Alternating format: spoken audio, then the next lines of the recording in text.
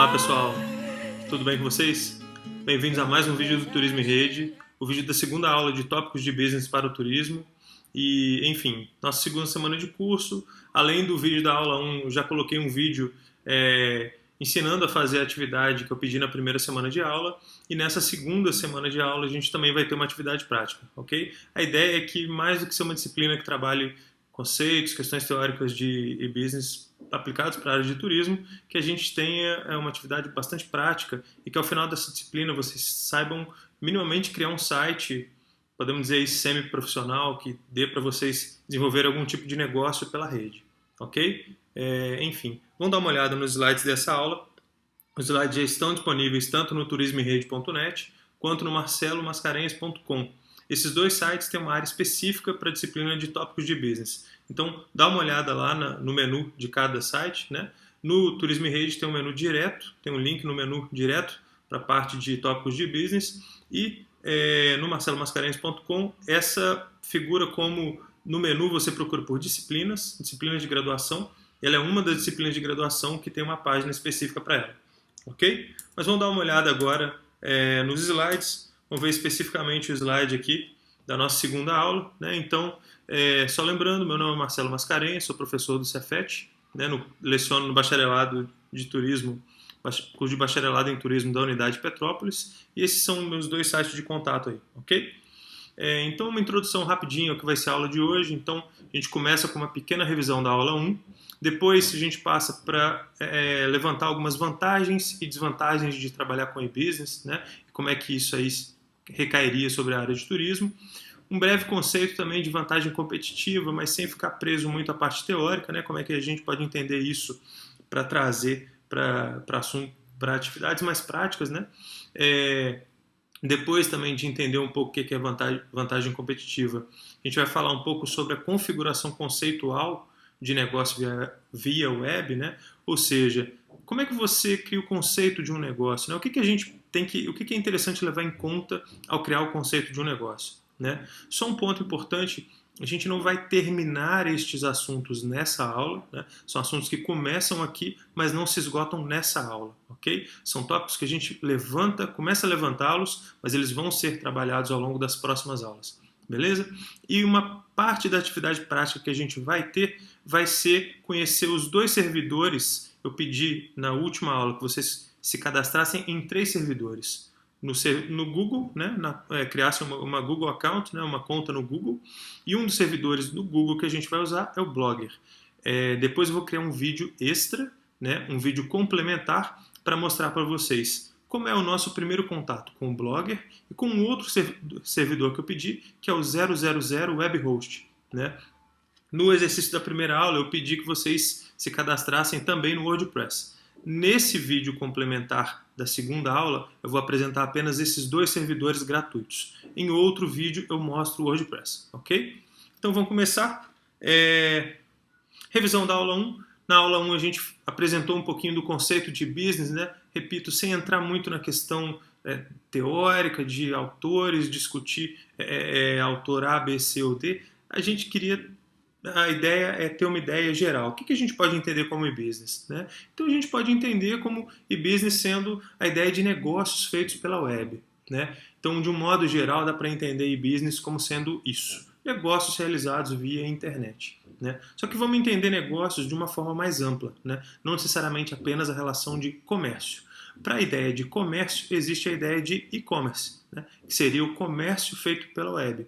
E aí, no caso, vai envolver compra e venda de produtos, serviços ou o que for, né? Então a ideia de business é mais ampla do que a ideia de e-commerce, tá? E business vai envolver, por exemplo, marketing no ambiente digital aí, né? Então desenvolvimento de marca, de relacionamentos, enfim. O e-commerce ele está um pouco mais direcionado para a parte de comércio, que seria parte do e-business, ok? Então, falando ainda um pouco de e-commerce, vamos lembrar de alguns tipos de e-commerce, né? Existem vários tipos aí. Nesse curso a gente não vai trabalhar fortemente com todos, a gente vai mirar em alguns, né? Então vamos lembrar rapidinho. B2B, né, significa business to business, ou seja, comércio feito de empresa para empresa, né? Então, assim, relação entre pessoa jurídica e pessoa jurídica. tá bom? Esse é um tipo de e-commerce.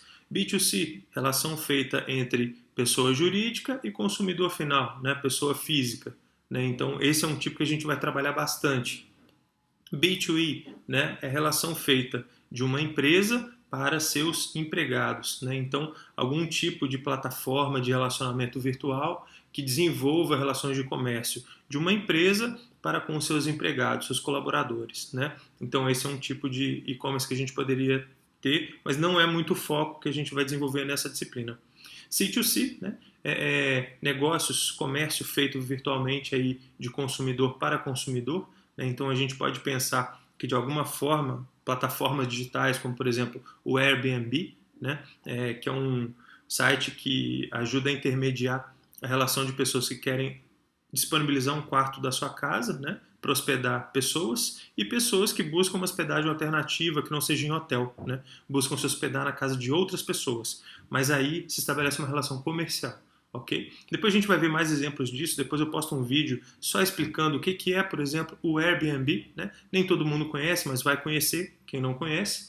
Ok? G2B e G2C são relações de governo para empresas, né? Governos com empresas, G2B, né? Government to business e Government to consumer, relação de governo com consumidores. Não é muito foco do que a gente vai mexer aqui também.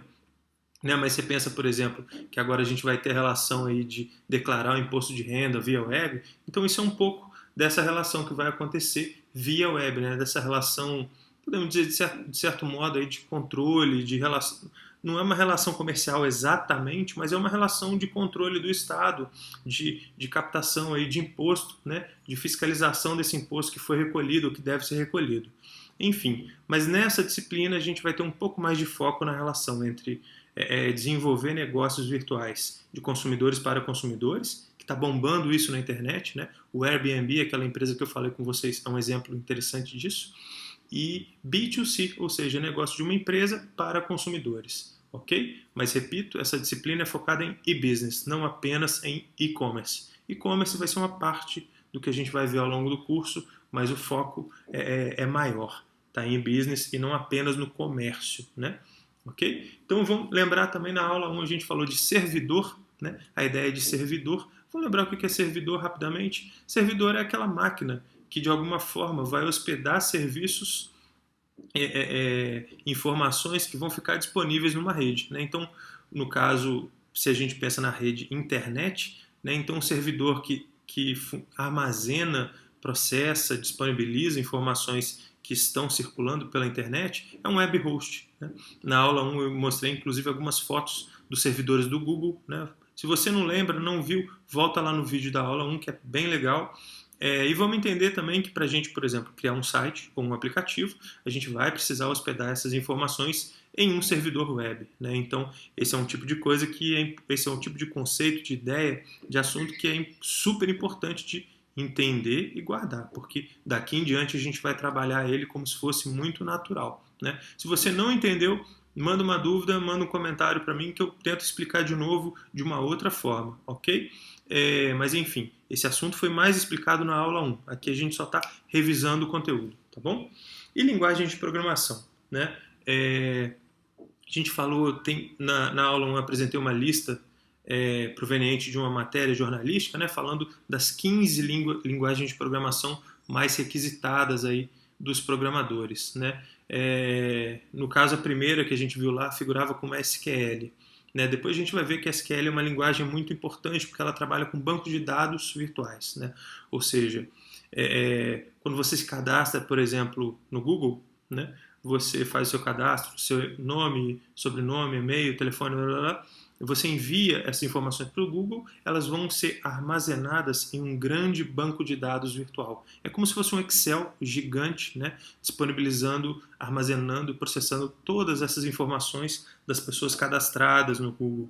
Enfim, e o SQL é uma linguagem usada para manipular, para processar, para utilizar esse banco de dados virtual.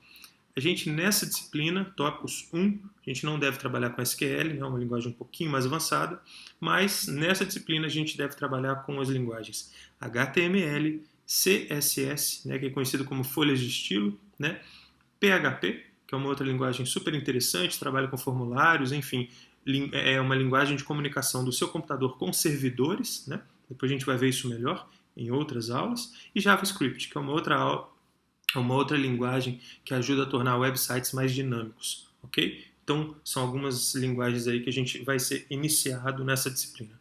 Então vamos lá para o próximo slide, falar rapidinho algumas vantagens de se trabalhar com e-business. Né? Primeiro de tudo, vão entender que o alcance geográfico, né? Ele pode ser um alcance geográfico global. Né? Então isso é uma vantagem super importante. Pensa, por exemplo, um exemplo simples, mas que certamente pode ser útil. Se você abre uma agência de viagem, né? Você abre uma lojinha, abre uma agência de viagem, seja no shopping, na rua, enfim. Imagina quantos clientes você vai conseguir atender, até quantos clientes você vai chegar com aquela empresa. Né? De certa forma, você vai estar limitado ao seu espaço físico.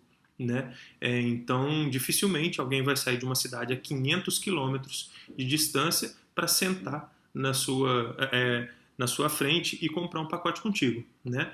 Coisa que com a internet o serviço é um pouco diferente. Né? Você pode atender pessoas da mesma forma, independente da distância. Né? Só que depois a gente vai entender que o fato de estar na internet não necessariamente vai tornar o seu serviço global. Ok? Vamos entender que, por exemplo, você colocar um site apenas falando que a sua agência existe, que o telefone é tal, que o endereço dela é tal, o site só em português, se você não consegue vender nada pelo site, você apenas informa a existência da sua agência, isso não torna você aberto para o mercado global, ok? Então você basicamente vai vender para as pessoas que conseguem ler em português e que vão saber que a sua agência existe, mas que vão conseguir chegar até ao espaço físico dela. A proposta aqui é que a gente não trabalhe apenas com sites informativos, né, mas sites que de alguma forma consigam prover, oferecer serviços ou informação útil, né, para diferentes pessoas de diferentes países, de diferentes localidades. Né? Então essa é uma vantagem. Você pode ter um alcance global, mas, repito, estar na internet não significa que o seu negócio terá, de qualquer forma, um alcance global. É preciso trabalhar para isso. Né? O seu site precisa ser uma ferramenta aí, comunicável globalmente. Ok? E o português, infelizmente, a gente sabe que não é uma língua tão de um alcance global tão forte. Né? Mas, enfim, isso mais para frente a gente vê. Uma outra coisa também, vantagem de trabalhar com negócio virtual é que ele não para. Né? Você consegue atender um cliente, por exemplo, a 1h da manhã ou mais de um cliente, 10, 100, 1000 que seja, né? 1h da manhã, coisa que você não conseguiria trabalhando apenas com uma agência física. Né? Essa é uma das vantagens, 7 dias por semana, 24 horas por dia. Né? Mas lembrando, isso se você tiver serviços, informação automatizada no seu website. Né? Então isso é muito importante. Né? Se você depende, por exemplo, de atendentes trabalhando na sua agência do outro lado do computador para prover esse serviço, para oferecer esse serviço ou prover essa informação, dificilmente você vai conseguir trabalhar 7 dias por semana, 24 horas por dia. Né? Então, automatizar esse processo de venda é algo importante. Mais para frente a gente vai ver como fazer isso. Né? Enfim, em muitos casos a gente pode dizer também que trabalhar com e-business vai ter um custo-benefício melhor do que com uma empresa física. Né? O que você vai gastar para atender, por exemplo, 1000 pessoas na internet é relativamente mais barato do que você gastaria para atender 1000 pessoas num espaço físico. Né? Então, de um modo geral, a gente pode dizer que o custo-benefício de trabalhar com negócios na área virtual é mais interessante do que o negócio físico. Né? Possibilidade de trabalhar com ganho de escala, ou seja, você provavelmente vendendo para mais pessoas deverá ter uma redução do custo, né, de produção, e isso pode também te permitir trabalhar com preços mais competitivos, ou seja, você vai conseguir vender mais barato, porém você vai ganhar na escala, ou seja, na quantidade de venda. Né? Isso é algo muito bom, muito produtivo na internet. Né? Você não precisa ter uma margem de lucro muito grande em cima de cada cliente. Né? Você pode ter uma margem de lucro menor e, com isso, atingir um número maior de pessoas. Isso é uma grande vantagem de trabalhar com e-business. Né? E um outro ponto fantástico, esse talvez seja um dos melhores de todos, né? O crescimento contínuo do mercado consumidor na rede, né? Pensa o seguinte: quem não tem notebook quer ter, quem não tem smartphone quer ter, né? E a internet, a tendência é só evoluir, né? Do 3G para o 4G, em alguns países aí já se fala do 5G, né? Ainda que aqui no Brasil seja relativamente um serviço de uma qualidade inferior, mas de alguma forma a tendência é melhorar, né? Mais pessoas quererem acessar, mais pessoas usarem a internet como ferramenta para comprar produtos, serviços, enfim. Então o mercado ele só tende a expandir. Isso é importante, super importante levar em consideração. Agora falar de algumas desvantagens, bem rapidinho. Primeiro de tudo, obviamente, dependência de conexão com a internet, né? Ou seja, a gente só vai trabalhar com a internet se tiver uma conexão. Se cai a luz, se acaba a conexão, o seu negócio está fora do ar, né? Então tem que tomar muito cuidado com isso, porque de qualquer forma a gente vai depender dessa conexão com a internet. Então isso é importante ter em mente, né? Ficar atento ao servidor que vai contratar, enfim. Mas isso não dá para a gente desconsiderar. Necessidade vital de acompanhar a evolução das ferramentas digitais, né? Ou seja, uma vez que você entra no mercado virtual, você de alguma forma se torna refém do processo evolutivo que acontece nele, né? Então, por exemplo, as agências ou empresas que de alguma forma há tempos atrás consideravam que apenas um website resolvia, né, a oferta de produtos ou serviços que eles tinham, cada vez mais se vem apertado, se vem com necessidade de, por exemplo, entrar na onda dos aplicativos, né, para trabalhar com os smartphones, né, ou seja, ou então de melhorar os seus websites para que eles se tornem responsivos, né, ou seja, que eles se tornem adaptáveis a telas menores, né, como as telas dos tablets ou dos smartphones, né, websites mais dinâmicos, enfim, de alguma forma, à medida que o tipo de acesso, a forma de acesso evolui, você precisa também acompanhar isso, né? Entrar na internet e ficar parado na sua forma de trabalho é um tiro no pé, ok? Então é vital acompanhar essa evolução. Uma outra coisa importante também é um alto custo de mão de obra especializada e também de capacitação, né? Ou seja, bons profissionais que ajudam a criar, manter, melhorar negócios virtuais não são mão de obra barata, né? Você não acha em qualquer esquina, você não acha por salário mínimo, né? Então é o tipo de coisa que é investimento. Investir, por exemplo, na contratação de um bom programador, ou então de um bom curso para que você aprenda a programar, enfim, de qualquer forma, é uma área que, mas de alguma maneira é necessário investir, né? E assim, é barato?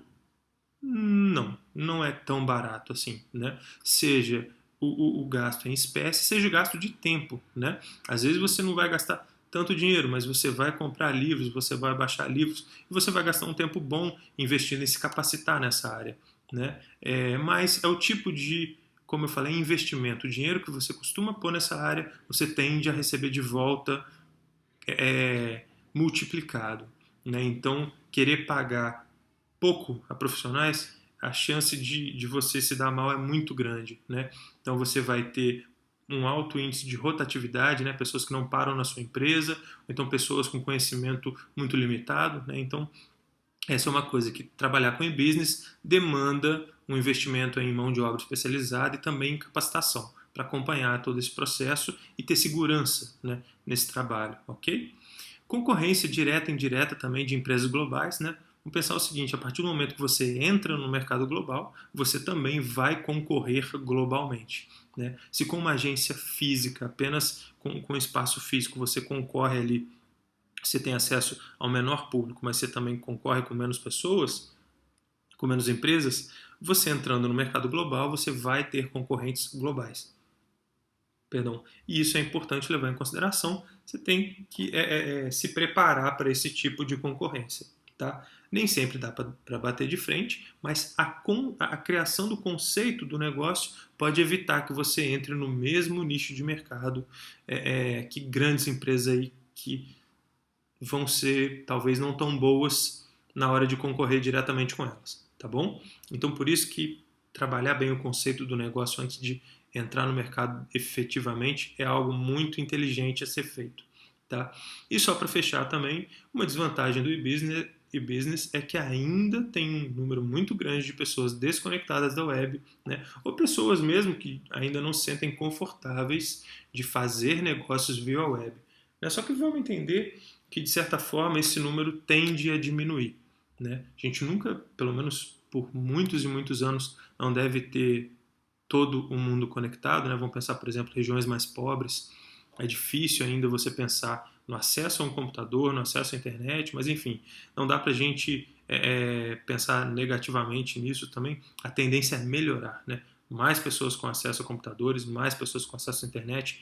Google, Facebook estão com projetos aí de levar a internet a lugares super remotos, né? Então, isso é muito interessante, vale a pena a gente entender que, ainda que existam muitas pessoas desconectadas, esse número tende a diminuir, tá bom? É isso, vamos lá para o próximo slide. Então, vantagem competitiva.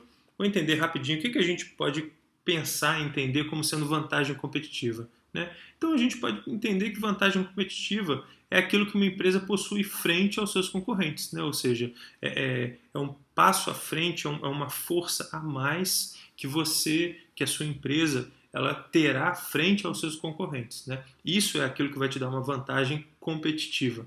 Tá bom? Depois a gente vai ver formas, né, tipos de vantagem competitiva aí que a gente poderia pensar que uma empresa possa ter. Né? Então vamos entender também que a vantagem competitiva ela é fruto de uma competência superior existente no seu negócio.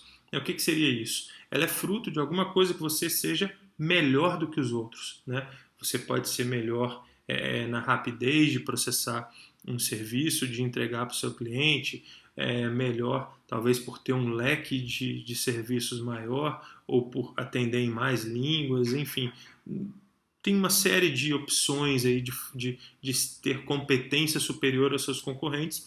A gente vai ver mais para frente algumas possibilidades aí. Né? Então, só para a gente entender rapidinho competência, a gente poderia entender como sendo a capacidade de ter um desempenho, apresentar um desempenho elevado, né? Ou seja, de realizar uma ou mais atividades com desempenho elevado. Né? Então, uma competência superior seria isso. Né? Ou seja, a vantagem competitiva ela vai ser fruto da nossa capacidade de realizar algo com desempenho elevado, ou seja, melhor do que os nossos concorrentes. Tá bom? Só que tem um problema. As competências elas perdem valor com o tempo. Por isso é interessante que a gente não só acompanhe as mudanças históricas de comportamento social, o contexto, né, econômico, político, enfim, para que, com o passar do tempo, sejamos capazes de recriar as nossas competências ou mesmo de gerar novas competências. Então, por exemplo, se antes fazer um site apenas em HTML no início da internet era uma grande vantagem, hoje já não é. Né? Só o HTML ele já não dá conta de desenvolver um bom portal, aí, uma boa ferramenta de business para a internet. Cada vez mais a gente tem que se adaptar, por exemplo, às linguagens de programação usadas para fazer aplicativos, né? Seja para iOS, né, que é o sistema operacional dos aplicativos dos aparelhos da Apple, né? iPhone, iPad, enfim, ou mesmo para Android, que é o sistema operacional mobile, né? Móvel para as ferramentas móveis, para os equipamentos móveis que tem na maioria dos aparelhos, né? O Android é um sistema operacional criado pelo Google, né? Eles são, podemos dizer, o Android é o líder de mercado, ok? Existem outros, existe o Windows Mobile também, mas enfim, os principais são Android e iOS. Okay? Depois a gente vai ver um pouco mais sobre isso. Mas enfim, como as competências elas perdem valor com o tempo, a gente precisa acompanhar as mudanças do mercado, recriar as competências que já tínhamos ou mesmo gerar novas competências. Isso à medida que a gente for evoluindo no curso, a gente vai voltar a trabalhar com essas ideias. Né? Então, que competências a gente pode pensar em criar no conceito de um negócio? Né? Então, a gente vai ver isso mais adiante. Aqui algumas características que a gente pode dizer que geram vantagem competitiva, ou que de alguma maneira podem gerar vantagem competitiva, né? Uma delas, por exemplo, é ser first mover, ou seja, é ser o primeiro entrante em um mercado, é ser aquele que primeiro começa a operar, a fazer algum tipo de serviço, né?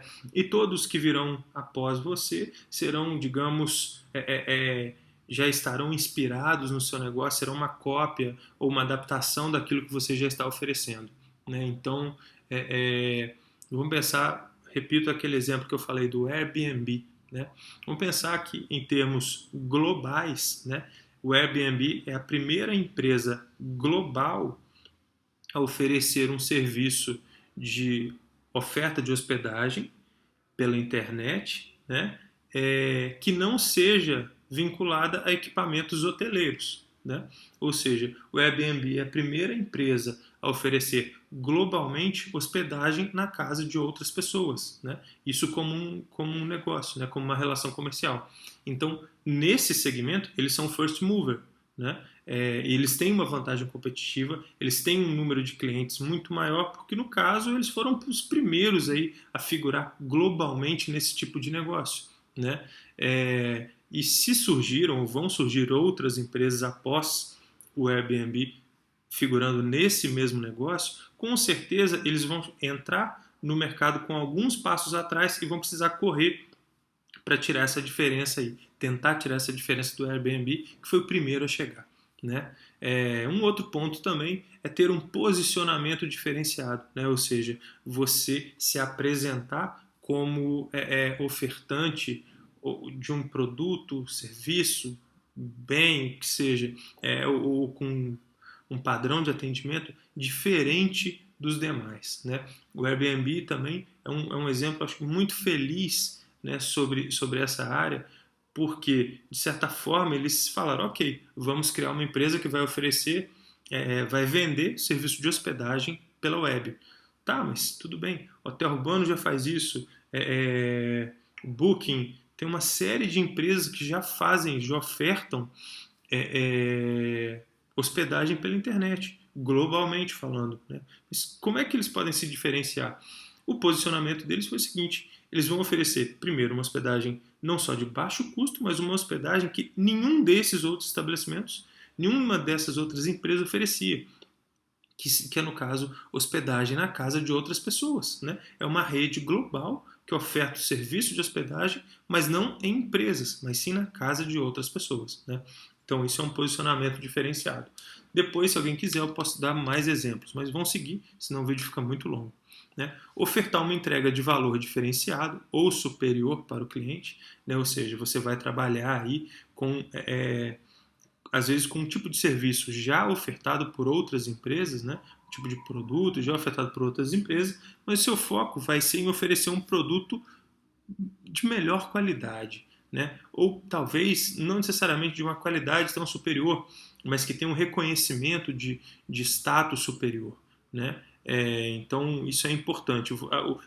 Pelo menos o cliente ele tem que ter a sensação de que está recebendo algo de um valor maior, né? Então isso pode ser também uma forma de obter vantagem competitiva. Oferecer também. Opa! Perdão. Primeiro eu estava falando de valor diferenciado, né? Ou seja, as pessoas perceberem o recebimento de um valor diferenciado, né? E outra coisa é oferecer produtos que sejam realmente melhores, né? Produtos ou serviços que gerem uma satisfação mais claramente melhor, produtos que tenham uma durabilidade, um rendimento melhor, né? Aí não é nem só uma questão de valor percebido pelo cliente, mas aí são de fato produtos superiores, né? Feitos com material melhor, com durabilidade, tem uma durabilidade maior, enfim. Então isso é uma outra coisa. Você pode obter vantagem competitiva sim tendo produtos melhores, né? Às vezes a questão de produto de qualidade superior difere um pouco da questão do valor, porque tem muitos produtos que às vezes não são produtos superiores, mas o cliente, ao pagar por ele, tem a sensação de receber algo melhor, né? Um exemplo de valor diferenciado aí, que tem acontecido muito, é esse assunto de gourmetização, né? Tem muita gente que passou a vender, por exemplo, brigadeiros convencionais, mas chamando eles como se fossem brigadeiros gourmet, né?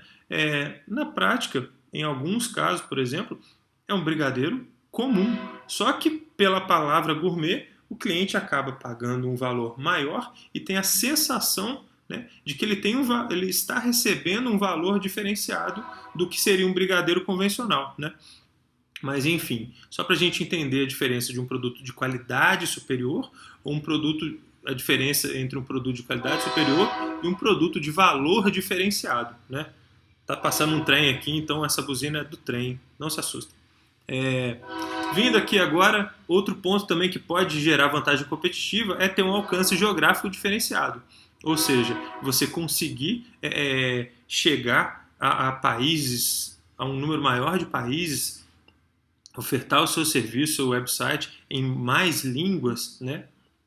Por exemplo, no mercado chinês, né? Então, não é qualquer serviço que entra de forma efetiva no mercado chinês, né? Você dificilmente ofertando um serviço, um website apenas com informação em inglês, dificilmente você entra com sucesso no mercado da China, né? Então, ter um alcance geográfico diferenciado, seja pela linguagem que o seu site apresenta, pelas adaptações, isso também pode ser fonte de vantagem competitiva. Ok? Um outro ponto, penúltimo aqui que a gente poderia destacar nesse slide, é valor de marca, né? Ou seja, às vezes você cria um produto ou serviço que, de certa forma, vai estar vinculado a uma marca que já seja respeitada, né? Que já passe credibilidade para os clientes. Isso, sim, é fruto de vantagem competitiva, né? Se você tem dois produtos iguais aí, o serviço, e um deles é ofertado com a marca já conhecida pelos clientes, os clientes tendem a ser mais conservadores, a seguir por marcas que eles já conhecem, já sabem a procedência, né? Então, isso pode ser sim fruto de vantagem competitiva, gerar, né? E produção de baixo custo, né? Se você tem processos produtivos que geram uma produção de mais baixo custo, isso também é outro elemento que pode dar vantagem competitiva à sua empresa, ao seu negócio, tá bom? Outros aqui mais rapidinho que também podem gerar vantagem competitiva, né? Então, primeiro, ter posse de tecnologia, patente ou direitos autorais, né? Que de alguma forma tornem você exclusivo na oferta daquele tipo de serviço, né? de bem, de produto, enfim, isso também pode trazer uma vantagem competitiva para você, né? Vez ou outra a gente vê aí guerra, por exemplo, entre Apple e Samsung, cada uma das empresas argumentando que houve quebra de patente de uma da outra, enfim, isso acontece em mercados um pouco maiores, né? Mas isso também gera muita vantagem, pode gerar muita vantagem competitiva para uma empresa. Então é algo a se pensar também, né? Pensar talvez na produção de tecnologia, conteúdo, enfim. Só um ponto, ideia não tem patente, né? Você não consegue patentear uma ideia.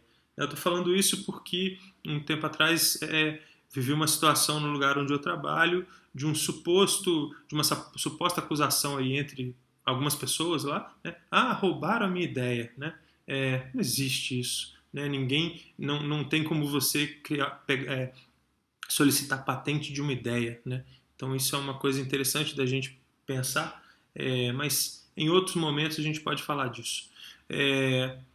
Voltando a falar de vantagem competitiva, proteção governamental, né? Caso de subsídio, de monopólio, ou seja, situações em que de alguma forma o seu negócio, o serviço, né? Aquilo que você oferta, está amparado por algum tipo de apoio governamental, né? Então isso também pode gerar grande vantagem competitiva para a sua empresa, né? Um outro ponto simples, mas muito significativo, né, que é ter uma equipe superior, né? Ou seja, se você tem um time superior trabalhando contigo, isso pode gerar, sim, muita vantagem competitiva, né? Talvez um dos desafios hoje em dia seja a capacidade de manter uma equipe superior na sua empresa, no seu negócio, né? Uma equipe técnica ou mesmo gerencial, né? E também ter apenas gestores que em tese seriam superiores, não resolve. Você tem que ter uma equipe sólida aí, né? Pessoas de atividade mais operacional que sejam de fato muito boas naquilo que elas fazem, né? Um outro ponto também que pode ser fonte de vantagem competitiva, né? Gerar vantagem competitiva é a dificuldade de ser imitado, né? Mas hoje em dia o que é difícil de ser imitado no mercado, né? Um tipo de serviço, um tipo de produto, né? De bem aí sendo vendido. Então, de qualquer forma, em algum momento, a dificuldade dos seus concorrentes te imitarem pode ser um ponto de vantagem competitiva.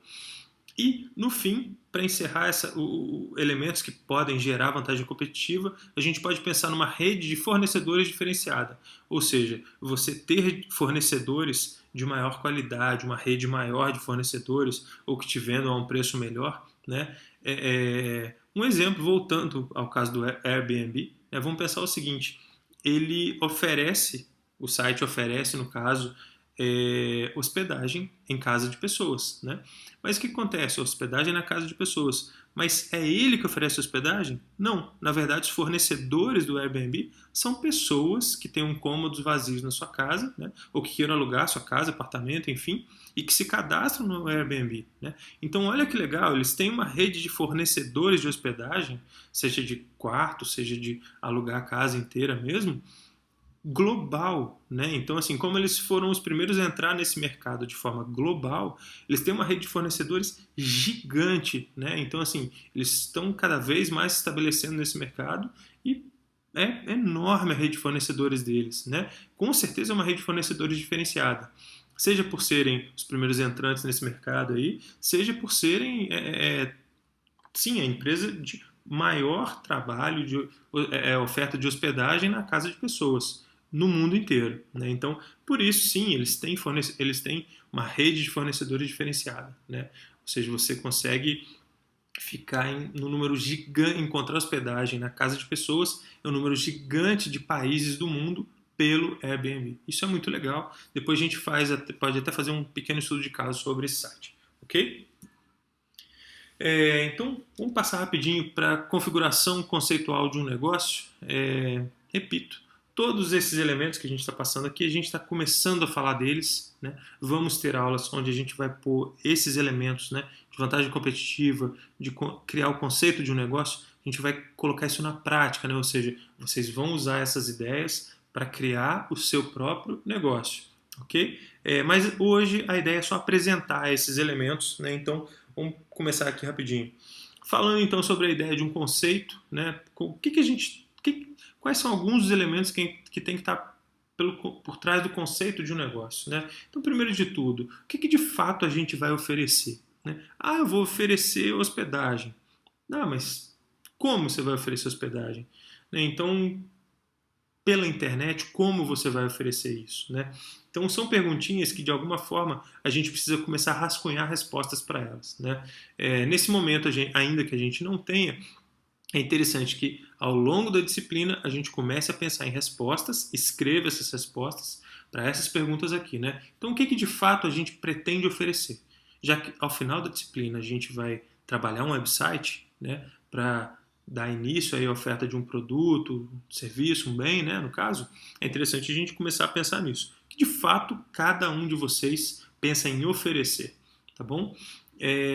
Qual o valor daquilo que a gente tem para oferecer também, né? Ou seja, você vai vender passagem, você vai vender serviço de guiamento, você vai ser intermediário entre turistas e empresas de receptivo em um lugar, né, em uma cidade. Então, qual o valor que você vai oferecer de fato para os turistas, né? Você vai ser um intermediário puro e simples, sem agregar nenhum tipo de valor a esse serviço, né? Como assim? Então é importante a gente pensar que tipo de valor o turista vai sentir que recebe, né? Ao usar o serviço, aquilo que você tem a oferecer, né? E outra coisa, vamos pensar também, quem que vocês acham que vai buscar o produto, né? Bem ou serviço que vocês vão oferecer, né? Pelo website. Então vamos pensar aí, começa fazendo uma listinha, né? Que tipo de produtos, ou seja, bens ou serviços na área de turismo, vocês acham que vocês poderiam oferecer, né? Só tem a criatividade, né? Pensem nos mais diferentes tipos de produtos, serviços, depois a gente vai cortando, né? Tipo, ah não, isso não, ah não, isso não, ah, esse serviço pode ser legal, né? Então, mais para frente a gente vai ter exercícios bem práticos sobre essas perguntas, né? Respostas para essas perguntas e como materializar isso para criar, começar a estabelecer o conceito do negócio de cada um de vocês, como transformar isso num website que, de alguma forma, comunique, coloque em comunicação o negócio de vocês com um potencial gigantesco universo de clientes aí, tá bom? E como é que vocês vão entregar esse serviço, né? Então vai ser pelo próprio website, vai ter algum tipo de relação de telefone, de mensagem, vai ter um aplicativo, como é que vai ser feita essa relação de entrega do serviço, né? Ou seja, o cliente vai buscar, vai comprar, como é que vocês vão entregar uma comprovação, dar algum tipo de retorno de que você comprou esse serviço, você vai vivenciá-lo, vai retirá-lo, esse bem, produto, no caso, da seguinte forma. Como é que vai ser feito isso? Né? E um outro ponto muito interessante também, super relevante na web, né? Mas parece simples, mas não é relacionado à monetização do negócio, né? Ou seja, de onde virá o dinheiro do negócio de vocês. Né? Parece simples, mas nem sempre é. Então vamos pensar, por exemplo, um caso de dificuldade de monetização. O Twitter. Né? Pensa, por exemplo, o que é o Twitter. É uma rede social, né? onde a comunicação se dá de forma mais restrita aí, pelo número de caracteres, mas tenta ver se você encontra muitos anúncios no Twitter, ou tenta ver se o Twitter oferece muitos serviços aí para você. Você já viu o Twitter tentando te vender algum serviço? Não. Né? Então, o Twitter é um caso muito nítido, um caso famoso até de um site, né, de uma plataforma que cresceu, conseguiu milhões de usuários, só que ele tinha o seguinte problema. Como é que eles faziam aquele negócio de gerar dinheiro? Né? Como é que eles conseguiam gerar receita? Como é que eles conseguiam transformar aqueles milhões de pessoas interagindo ali em dinheiro entrando na empresa? Então esse é um desafio gigante, né? Nem sempre é tão fácil quanto parece, né? Até pelo seguinte, hoje em dia é muito comum as pessoas buscarem serviços gratuitos na internet, né? Então, se você vai disponibilizar informação de alguma coisa, será que as pessoas estão dispostas a pagar para obter informação de algo? Provavelmente não, né? Enfim, então vamos entender isso, que a internet ela tem uma dinâmica de negócio diferente hoje, né? Então pensar de onde virá o dinheiro que vai entrar na empresa de vocês é algo interessante, né? Isso é importante de pensar, repito, mais para frente vamos aprofundar nesses elementos aqui. Continuando a falar sobre configuração conceitual do negócio, né? Então, um dos pontos importantes para conceber um negócio, primeiro é entender o seguinte: cada vez mais é necessário conectar diferentes tipos de conhecimento. Né? Acabou essa ideia de que eu sou engenheiro, eu só entendo de números, né? Não, eu sou das ciências humanas, eu não preciso entender de números, eu entendo de gente, né? Balela. Né? Então, hoje em dia, os profissionais com maior desempenho, né, com desempenho mais elevado, são profissionais que de alguma forma conhecem o mercado que eles pretendem atuar. Outro ponto, aliam esse conhecimento de mercado um tanto de conhecimento humano, né? Vamos pensar no conhecimento socioantropológico, ou seja, você precisa conhecer de gente, né? Conhecer de grupos sociais e conhecer de indivíduos, né? Como as pessoas se comportam, como elas se comportam sozinhas, como elas normalmente tendem a se comportar enquanto estão em grupo, né? E hoje, cada vez mais, inclusive para essa disciplina, né, relacionada a e-business, vamos pensar o seguinte: conhecimento tecnológico, né? Para ter um bom trabalho aí no mundo dos e-business, a gente precisa ter conhecimento de mercado. No caso aqui, a gente está falando de e-business para o turismo, então é interessante que você tenha algum conhecimento de mercado turístico, né? Conhecimento humano, ou seja, você precisa entender de gente, mas também precisa ter um conhecimento da área tecnológica, né? Só vão entender o seguinte: não precisa você, uma única pessoa, saber tudo isso muito bem. Né? Você pode buscar sócios, parceiros, que cada um tenha um tipo de conhecimento e esses conhecimentos dentro da sociedade se complementem. Né? Ou então situação onde cada um cada um dos sócios da sua equipe tenha um conhecimento distinto, mas que também estejam abertos a conhecer novas áreas, né? Então, um profissional da área de tecnologia, sei lá, formado em computação, mas que também esteja disposto a estudar um pouquinho do turismo, né? Um pouquinho de antropologia, sociologia, e o profissional do turismo, por exemplo, que esteja disposto, assim, estudar um pouco de informática, de computação, né? Isso sim é muito importante. Né? Não adianta ser um super especialista e ser um grande profissional das questões que afetam o braço direito de pessoas com mais de 1,80 m. Esse tipo de especialista, por exemplo, na medicina, não tem muito mercado. Né? Então a gente, da mesma forma que precisa ter um conhecimento especializado, também precisa ter uma visão holística, né? Ou seja, uma visão ampla aí do campo de atuação. Ok? E outra coisa importante aqui, fechando essa parte conceitual do negócio, né, é cada vez maior a racionalização, né, e o uso crescente de informação para um amparado ao mundo dos negócios. Né? Então, vamos entender que, por exemplo, hoje em dia, quando você faz uma busca no Google ou mesmo no Facebook, né, quando você desenvolve algum tipo de ação, né, no Google ou no Facebook, você é rastreado. Então, eles procuram saber em quais sites você está entrando, quais perfis você entrou, e dessa forma eles vão coletando informações, vão juntando essas informações coletadas sobre o seu comportamento na internet, né, sobre a sua vida, eles vão juntando essas informações num banco de dados e a partir daí eles vão te oferecendo novos produtos, novos sites, novos serviços. Né. Quer um exemplo? Vai nesses sites, por exemplo, o Booking. Se cadastra, faz uma busca por alguns destinos turísticos e pede para receber os e-mails, né, de atualização do Booking. Você vai perceber que eles vão deixar muito claro, olha, você fez uma busca por viagem a Florianópolis. Queríamos te sugerir também Camboriú, já que você buscou por Florianópolis. Você buscou por Búzios. Queríamos sugerir também Arraial do Cabo. Enfim, é cada vez maior o número de websites que coletam informações das pessoas, da navegação que essas pessoas têm na internet, usam essas informações para consolidar um banco de dados sobre cada indivíduo e, no uso dessas informações, geram resultados cada vez mais diferentes, mais novos, melhores para interagir com os clientes. Né?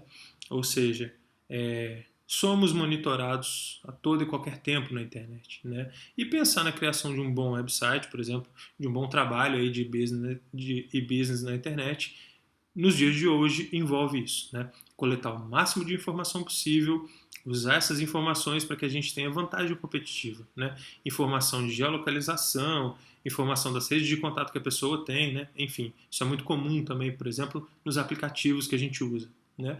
Então, algumas perguntas que surgem nesse momento, mas que depois a gente vai trabalhar para respondê-las, né? Então, mas que tipo de informação que vale a pena buscar? Né? É importante saber só o nome, sobrenome e e-mail da pessoa, né? Ou será que eu preciso saber de onde ela está falando? Né? Enfim, que tipo de informação é interessante a gente usar para a área de business? Né? Não tem uma receita de bolo para isso, mas a gente vai levantar mais esses dados aí, mais essa questão em próximas aulas. De quem coletar, né? Será que a gente coleta só de pessoas que efetivamente compram algo de nós ou de pessoas que de alguma forma apenas sondam a gente? Ou coletamos dos dois, né? E colocamos no mesmo balaio? Enfim, não sei, isso a gente vai falar em próximas aulas. Nesse momento a gente não vai entrar nesse ponto. Ok? Como coletar também, então existem vários macetinhos aí de como é que a gente coleta essas informações e como a gente vai usar isso, né? Porque não adianta você saber quais informações são legais, de quem você vai pegar, como você vai pegar, mas como é que você usa isso? Né? Então a gente vai ver em aulas futuras aí como trabalhar com toda essa parte de informação para otimizar, para dinamizar nosso trabalho via web. Tá bom? Então, como eu disse no início dessa aula, eu vou montar para vocês um vídeo complementar da aula 2, né? E esse vídeo complementar é sobre uma atividade prática, né? Ou seja, na aula 1 eu pedi para vocês se cadastrarem na conta do Google e no 000 Web Host, né? Esse vídeo complementar da segunda aula, da segunda semana da disciplina, vai ser um vídeo apresentando, né, como é que a gente vai navegar dentro do Blogger, que é uma é parte do servidor que o Google nos oferece, e também desse servidor 000 Web Host, que é um servidor que pode ser gratuito, a gente se cadastrou no serviço gratuito, e como é que a gente usa ele, como é que a gente navega por ele, né? Eu recomendo que, ao visualizarem o vídeo dessa aula complementar da segunda semana, vocês vejam o vídeo e naveguem também por esses dois websites que são importantes. Vocês precisam se acostumar a navegar por eles, a conhecer as funcionalidades, para que a partir daí a gente possa começar a trabalhar na criação do website de cada um de vocês, tá bom? Então, isso é parte da nossa atividade prática, ok? Então, aguardem. Amanhã, no caso, segunda-feira, dia 8, eu posto o vídeo para vocês dessa atividade complementar, ok? E a atividade prática que eu queria que vocês realizassem para que a gente avançasse para a terceira semana, né? Essa é uma atividade prática, é uma outra atividade, né? Não especificamente da aula de hoje, mas acho que é interessante a gente ampliar um pouco o nosso conhecimento do mercado, né?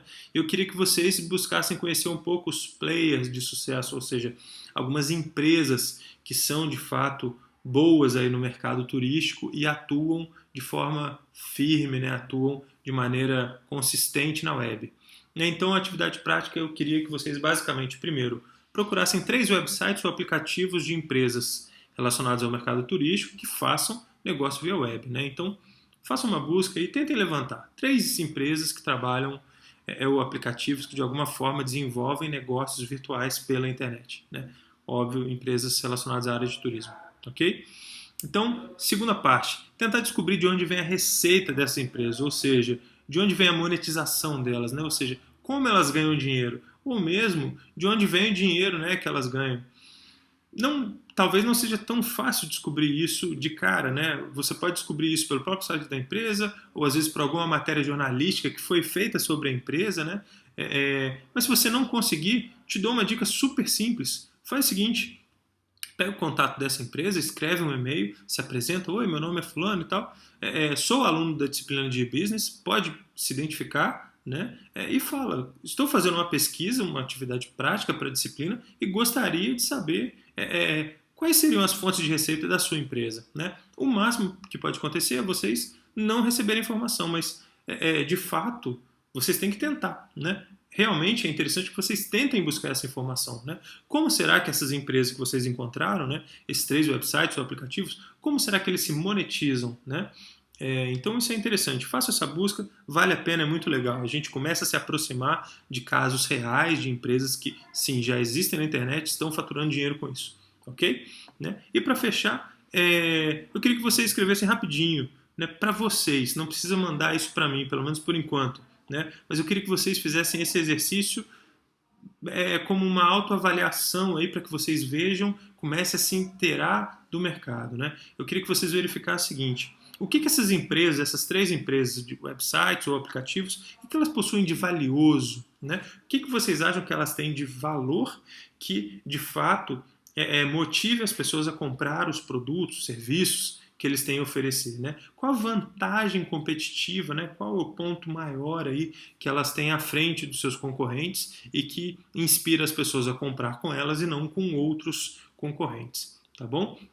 Então essa é uma atividade prática que eu gostaria muito que vocês fizessem. Isso vai aproximar vocês um pouco do mercado e a gente vai conhecer melhor sites que de alguma forma podem inspirar vocês a criar os sites de vocês ao longo da disciplina, e no final isso vai ser parte do produto criado por cada um, ok? Então, por favor, façam essa atividade, é muito importante. Uma dica de site, bem rapidinho, chamado edX, né? Joga isso no Google, é fácil de encontrar. É uma plataforma de cursos gratuitos, abertos e ofertados pela internet, né? São chamados MOOCs, Massive Online Open Courses, né? E o edX é uma parceria, é uma plataforma que foi criada pela parceria entre a Universidade de Harvard e o MIT, que é o Massachusetts Institute of Technology, é um dos principais institutos, aí, um dos principais centros de pesquisa na área de tecnologia do mundo, né? Então, são dois gigantes aí da área educacional, formando uma parceria para ofertar ensino à distância de graça, né? Olha que legal. Então, dá uma conferida. Um dos problemas é que, no caso, boa parte dos cursos, se não a grande maioria, né, estão em inglês, né? Mas se você não tem um mínimo de habilidade com inglês, aí use o tradutor do Google, dê seu jeito, mas não deixe de entrar lá no site e conferir, né? Vale muito a pena, tem muita coisa boa da área de humanas, da área de exatas, enfim. Recomendo fortemente, tá bom? E só para fechar, então, a revisão da aula de hoje, né? A gente falou um pouquinho sobre vantagens e desvantagens do e-business, né? Ou seja, vantagens e desvantagens de começar a fazer negócio pela internet, né? Então, isso é importante olhar os dois, né? Então, por que não fazer, mas também quais vantagens de entrar nesse mundo aí da web para fazer negócio, né? A gente aprendeu um pouquinho também sobre o que é vantagem competitiva, né? Ou seja, é a capacidade aí de você ter um desempenho superior, pelo menos em alguma coisa frente aos concorrentes, pelo menos em alguma atividade, alguma função frente aos concorrentes que você vai ter no mercado, seu mercado de atuação, né? A gente passou um pouquinho também sobre a ideia de como é que a gente começa a configurar o conceito de um negócio, né, via web. Então, algumas questões foram levantadas hoje, a gente não trabalhou as respostas delas, mas elas serão trabalhadas ao longo da disciplina. Então, é importante que essas perguntas comecem a povoar a cabeça de vocês e que vocês comecem a pensar em respostas para elas, né? A gente vai trabalhar isso junto também, mas de alguma forma comecem a exercitar a busca de respostas para essas questões, ok? E fechando aqui, num vídeo complementar dessa segunda aula, eu vou fazer um trabalho apresentando para vocês como é que a gente navega pelo Blogger, né, que é parte do servidor gratuito que o Google oferece para a gente, e também pelo 000 Web Host, que é um outro servidor que oferece o serviço gratuito e que também vamos usar para hospedar o site de vocês, para criar e hospedar o site de vocês ao longo dessa disciplina. Tá bom? É isso, pessoal. Qualquer dúvida que vocês tiverem, entre em contato comigo, seja pelo turismoemrede.net ou mesmo pelo marcelomascarenhas.com, ok? Mais uma vez, super obrigado pela atenção de vocês. Muito bom tê-los aqui. Se possível, compartilhem aí com outras pessoas a realização dessa disciplina eletiva, né? Dúvidas ou questões vocês podem postar na área de comentários, entrar na área de contato desses dois websites e entrar em contato direto comigo pelo e-mail, né? Enfim, vai ser ótimo ter esse contato com vocês. Não deixem de participar, não deixem de compartilhar, de interagir, né? E só um parênteses rapidinho, essa segunda aula para os alunos especificamente do Cefet, né, do curso de turismo do Cefet lá em Petrópolis, essa segunda aula foi presencial, né? Então eu fiz esse vídeo especialmente dedicado aos alunos que não são do Cefet, né, mas que de alguma forma estão também acompanhando o curso. Então, mais uma vez, super obrigado pela atenção. Fica também como um vídeo de reforço para os alunos que foram à segunda aula, né? Mas enfim, os slides, né, para o PowerPoint em formato PDF, né, para acompanhar o curso, os slides da segunda aula estão disponíveis também no turismoemrede.net e no marcelomascarenhas.com. Tá bom, pessoal? Mais uma vez, super obrigado, forte abraço para todos vocês e até mais. Até a terceira aula, até o vídeo complementar também. Tchau, tchau. Um abração. Obrigado.